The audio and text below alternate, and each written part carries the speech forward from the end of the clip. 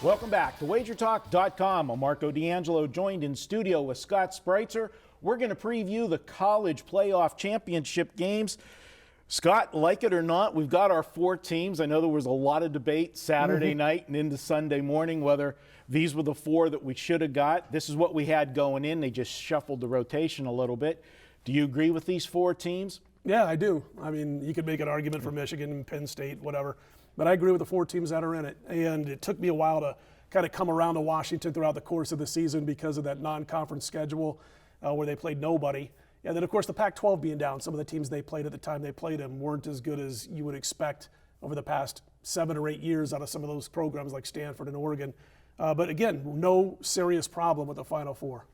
I'm a little bit mixed. I just, when you win, you know, they put such an emphasis on winning your conference championship. And then a couple of years ago when we had the Baylor and the TCU and Ohio State jumped them with the Big Ten championship game with the rout over Wisconsin. And then this year, it's a little different. But this is what we got. And I'll tell you what, Twitter was blowing up on Sunday once they put the matchups out. I mean, I'm watching it, it's like everybody, take Alabama, lay the point. You know, it opened up, you know, we saw opening number, 14 and a half. Saw 13 and a half at CGT. It just went crazy then. And we saw it go all the way up to 16 and a half in a couple places, even hit 17. As soon as it hit 17, sharps would come back in and knock it back down. And now it has come back down. Where do you see this line settling at if you're looking at it? I think it goes up again. I think 17 is going to get hit again. And so I don't think it's peaked yet. It did, like you said, it got to 17 and it kind of was an offshore and was bet right back down. But again, I think it gets right back up before it ever comes back down again if it does. So I think it's still going to go up and it's still going to be 17, you know, sometime after we cut these videos. And it's funny you mentioned the public opinion, the non-betting media. On Monday morning or whatever it was, Monday afternoon, I'm listening to a national radio broadcast and the announcer, who's a non-betting media, just says, oh, Alabama by 100. This is the biggest joke. This is the biggest joke of it. And I'm like, just keep talking, man. Yeah. And he literally said Alabama by 100. Now, obviously, he's exaggerated to make a point, but the average person out there, college football fan, maybe Joe that's, you know, average Joe that's walking to the window with his money, are all thinking the same thing. This is a wipeout. All you got to do is ask Bob Stoops about the 2007 Fiesta Bowl if you want a little bit of an idea of what Chris Peterson can do when he's got a month to prepare his staff for a football team.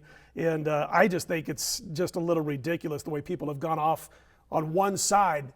All you hear right now is, can Ohio State or Clemson beat Alabama? You don't hear anything about Washington unless you're talking to serious bettors. Yeah, and to look at Washington, though, this is the one team that doesn't have the prototype that everybody talks about. If you're going to beat Alabama, you need that dual threat quarterback. And Washington doesn't have that. And Browning's coming off a bad game against Colorado. You wouldn't think it if you looked at the way they rolled over Colorado in that game, but he really didn't have a great game in that one.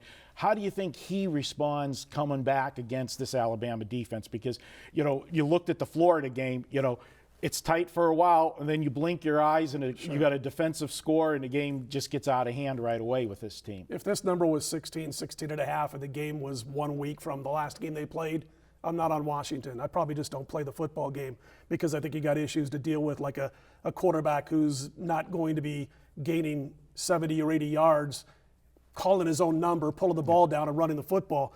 But with a month to prepare, I think there's other things that Chris Peterson can do to help his offense, to help Browning. And remember, I mean, you want to name some elite quarterback as far as passers that Alabama's faced this year?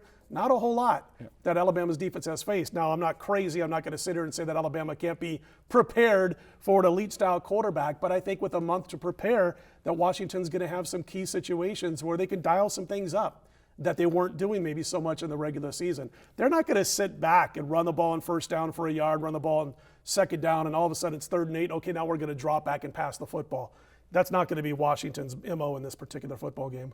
All right, let's shift gears quickly over to the other game, which everybody is looking forward to. Ohio State's the team that, you know, they got in, they passed the eye test according to the committee, and, you know, they had the great schedule. Clemson, up and down all year. You know, and we talked about it on the radio show last week when we were previewing the championship games. Clemson, to me, this year almost looked like at times they just were lackadaisical. They were not focused. It was like, let's just get to the championship and get on with it, because everybody thought they were going to be here with the cast that they returned from last year. And I think everybody would love to see that rematch from last year, because it ended up being such a good game, Alabama and Clemson, and there I am putting Alabama in the championship game too. I don't mind if they get there. They just don't want them to see them cover that spread. That's. But what do you think here with Ohio State? Can they stop Watson and Clemson? Well, it's funny because, like you said, Gallman, 1,002 yards. You think you would, before the season began, I thought you would have got more out of Gallman as far as the rushing game was concerned. But here's the thing about Ohio State. They ran efficiently against Wisconsin, Penn State, and Michigan. They ran for about 4.4 yards per carry. So it's not outstanding, but it's against some good defenses for the most part. And against Michigan State in a game in which Ohio State was a little bit down, or Michigan State was pumped to try to save their season, so to speak, with that win. The average 4.4 yards per carry, that's efficient. You're going to do all right doing that. The problem is that those teams that I just mentioned owned Ohio State in the trenches up front when it came to the Buckeyes' turn to pass the football. And J.T. Barrett at times wouldn't go through his progressions. He wouldn't look for a second or third, out, so to speak, or his safety valve, so to speak, if things got a little rough in the pocket. He only completed 55% of his passes against those four teams. He only averaged 5.4 yards per pass against those four teams, and just 3 touchdowns and 2 picks. So it's a situation where Clemson, I think, is going to be probably the best team in the trenches that they're going to have faced in this particular game with a month to prepare for.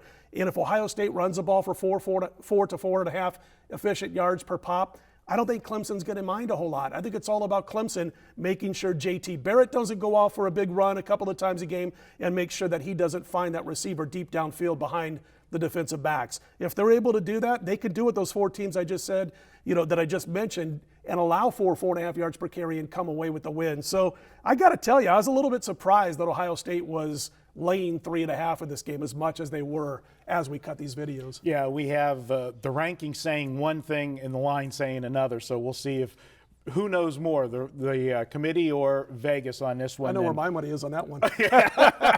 For sure. All right, good preview. We'll have more about these bowl games as we get closer to the actual championship games. We're doing this. This is the week that the bowls were just announced, so I wanted to give you an advanced look at those. And don't forget, at Wager Talk, if you're new to Wager Talk, after your first $12 purchase, you can get $50 sign-up bonus. Just email support@WagerTalk, put your username in the email, and we'll put an extra $50 in your account for you to use any way you like. That's just our way of saying thank you for joining the Wager Talk team.